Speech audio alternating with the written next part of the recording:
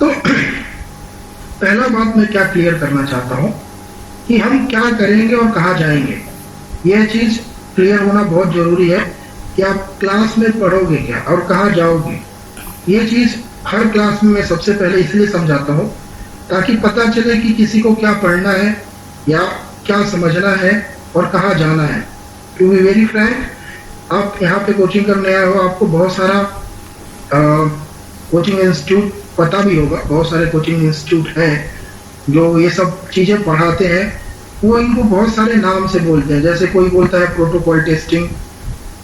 तो protocol testing मैं बताऊंगा क्या है, टेस्टिंग है या प्रोटोकॉल टेस्टिंग है। पहले हम लोग ये क्लियर करेंगे कि हम लोग जाएंगे कहाँ और हम कहाँ पे हैं, हम कहाँ पे काम करते हैं और हमको कहाँ पे जाना है। तो ये अगर क्लियर हो गया तो हम देखेंगे आगे की चीजें, फिर उसके हिसाब से ही पढ़ेंगे। तो सबसे पहले हम ये क्लियर करेंगे कि हमको कहाँ पे पहुंचना है, कहाँ पे हम हैं और कहाँ पे हमको जाना है, और मार्केट में क्या क्या कंडीशन है। उसके बाद हम लोग अपने फॉर्मल पीपीटी पे आएंगे कि हमारे कोर्स में क्या क्या कंटेंट्स हैं, उसके बारे में आएंगे। और फिर आगे का जो नेक्स्ट स्टेप है पढ़ने के लिए, क्या हम लोग अपने सिलेबस पे जाएंगे, उसके बाद हम लोग सिलेबस पे जा जाएंगे। तो आज की क्लास में हम बेसिक आइडिया ये देखेंगे कि हम कहाँ पे, हमको कहाँ जाना है। पहला क्वेश्चन जो सबके माइंड में होगा कि हम पढ़ेंगे क्या यार, इसमें ऐसा क्या पढ़ लेंगे कि किसी दूसरे डोमेन में चले जाएंगे। सबके दिमाग में ये होगा कि क्या पढ़ना है, क्या समझना है, क्या कुछ उल्टा है, क्या हम नहीं जानते उसको। तो सबसे पहले हम ये जानेंगे। फिर दूसरी बात हम ये देखेंगे कि उसको कैसे करेंगे, क्या क्या कोर्सेस हैं, क्या क्या कंटेंट्स हैं जिनको पढ़ना पड़ेगा, जिनको समझना पड़ेगा, जो प्रोजेक्ट्स हैं जो इंटरव्यू में आएंगे, वो सारी चीजें हम लोग देखेंगे। नेक्स्ट, अब इनको पढ़ने के लिए हमको क्या क्या चीजें समराइज करना है, क्या क्या चीजें बनाना है, तो हम लोग वो देखेंगे। तो पहले स्टार्ट करते हैं हम लोग कि हम कहाँ पे हैं।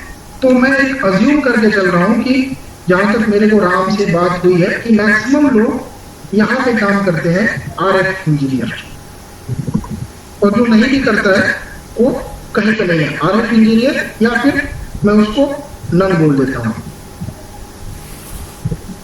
जो कोई नहीं कहीं करता है या किसी और डोमेन में है। तो हमारे टेलीकम्युनिकेशन में अगर आपको सबको बेसिक आइडिया हो तो 3 चीजों की जरूरत होती है हमारे टेलीकॉम में। पूरे टेलीकॉम में 3 चीजों की जरूरत है। टेलीकॉम पूरा 3 एक तरह से बीम बोला जाए तो टेलीकॉम 3 पिलर्स पे खड़ा है। वो 3 पिलर्स टेलीकॉम के क्या है? एक जिसको हम लोग बोलते हैं यूजर इक्विपमेंट, ये पहला बीम है, पहला पिलर है टेलीकॉम का। और दूसरा है रैम, और तीसरा है कोड। ये 3 पिलर्स, यही टेलीकॉम है।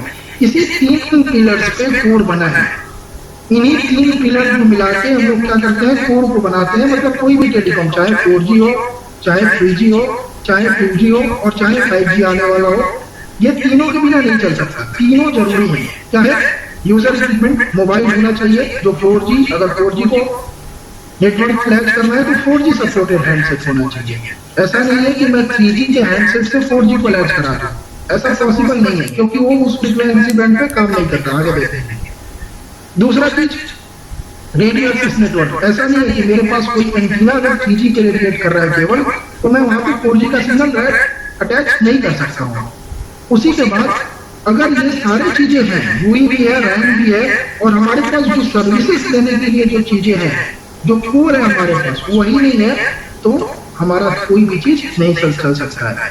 तो कोर को जो बोलते हैं वो हार्ट ऑफ टेलीकम्युनिकेशन। यहाँ पे ये हार्ट है पूरे टेलीकम्युनिकेशन का कोर। यहाँ पे दोनों चीजें होती हैं, सॉफ्टवेयर भी प्लस हार्डवेयर भी। यहाँ पे भी रैम में भी सॉफ्टवेयर भी प्लस हार्डवेयर भी, यूई में भी दोनों होता है, सॉफ्टवेयर भी प्लस हार्डवेयर भी। ये 3 पिलर्स हैं, यूई, रैम, कोर। तो मैं यहाँ पे समझता हूँ, जहां तक मेरे को आइडिया है, कि हम लोग यहाँ पे बिलोंग करते हैं रैम में। अब रैम में भी बहुत सारी टेस्टिंग होती है दोस्तों, तो कंफ्यूज मत होना। आप उसमें रेडियो फ्रीक्वेंसी इंजीनियर की तरह काम करते हो, आरएफ इंजीनियर की तरह काम करते हो। तो वो रैम इंजीनियर करता क्या है? रैम इंजीनियर यहाँ पे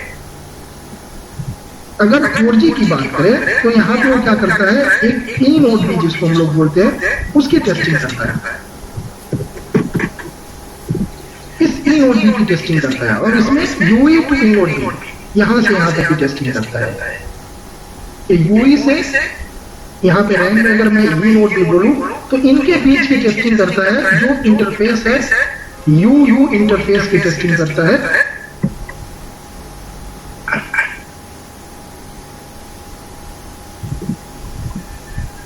और आरआरसी प्रोटोकॉल को टेस्ट करता है, राइट। यहाँ पे हमारा प्रोटोकॉल क्या होता है, आरआरसी होता है।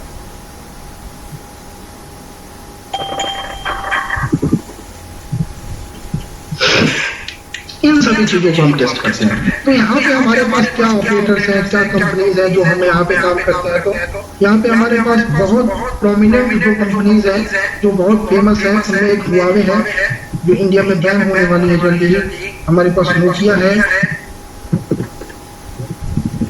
रिक्सन है और सैमसंग है। इंडिया में मोस्टली जो वेंडर्स हैं जो ऑपरेटर को नोड भी प्रोवाइड करते हैं, जैसे सैमसंग जियो को प्रोवाइड करती है, रिक्सन नोकिया दोनों बहुत सारे ऑपरेटर्स को प्रोवाइड करती है, हुआवे मल्टीपल ऑपरेटर्स को प्रोवाइड करता है। तो मैक्सिमम अगर हम लोग देखा जाए, मोटा मोटी देखा जाए, तो हमारे पास ई नोट मैन्युफैक्चरर जो कंपनीज है वो हुआवे, नोकिया, रिक्सन और सैमसंग है। तो इन्हीं में जितने भी ऑपरेटर हैं ये